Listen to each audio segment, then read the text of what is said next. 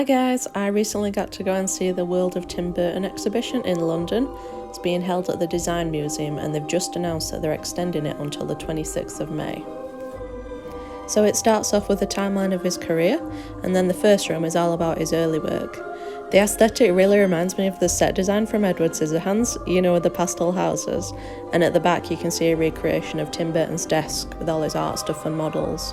Every surface is covered with sketches, drawings and paintings, and in the whole exhibition there's over 500 pieces of work. And you can even buy some of the art as prints and postcards in the gift shop, which is really cool. There's a bit of commentary as well about how his carnivalesque visual style blends horror and humour. Really fascinating stuff, especially when you think about what a huge impact he's had on pop culture over the years.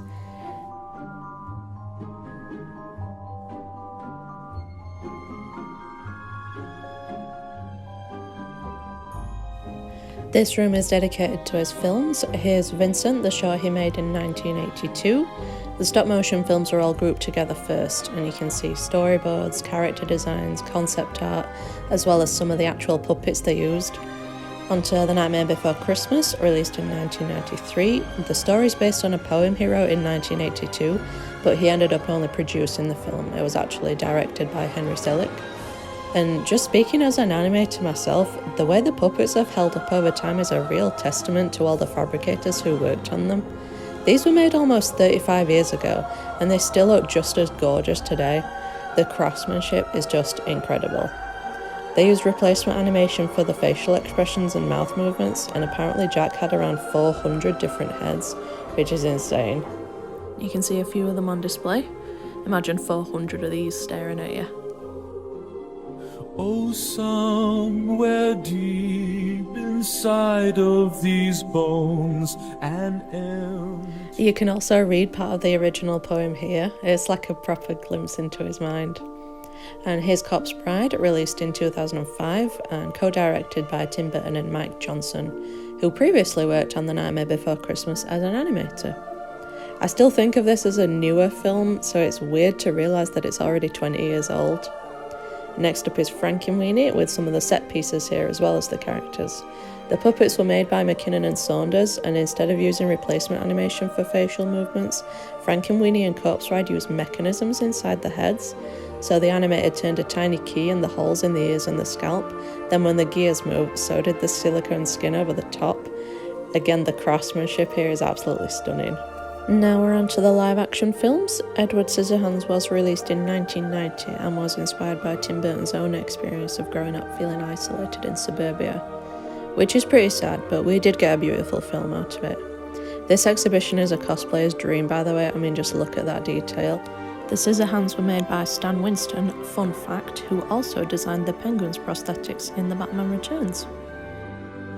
After Batman, we have Mars Attacks, released in 1996, and this was the first time Tim Burton collaborated with the puppet makers McKinnon and Saunders.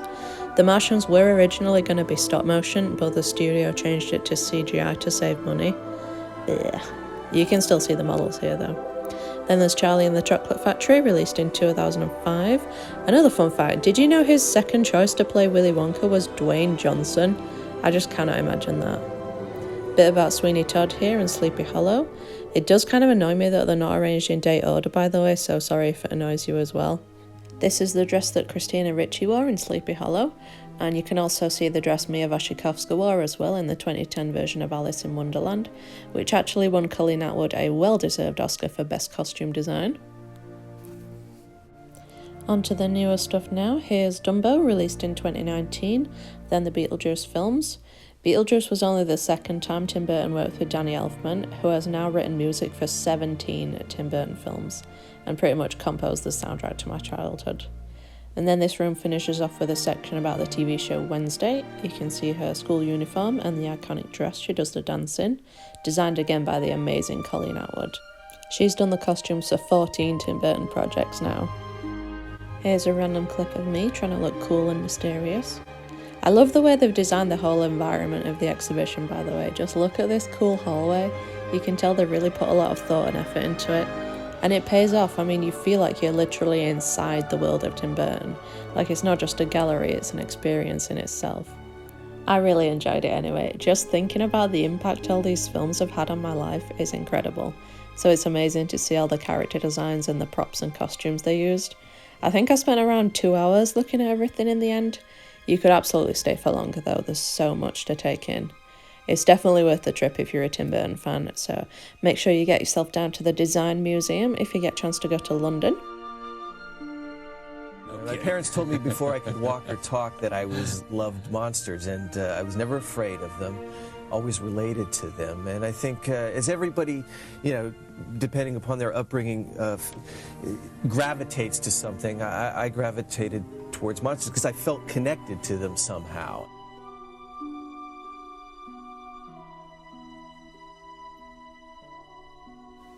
Can't forget the gift shop. You can get an exclusive World of Tim Burton book for 30 quid, which I did think was a bit expensive at the time, but now I am regretting not getting one. There's also a range of jewellery and accessories. There's a set of pins at the top. Here's some more books, lots about his different films, and some just about gothic themes in general. I ended up buying a few pins and a postcard. I did wish there was a bigger range of prints though.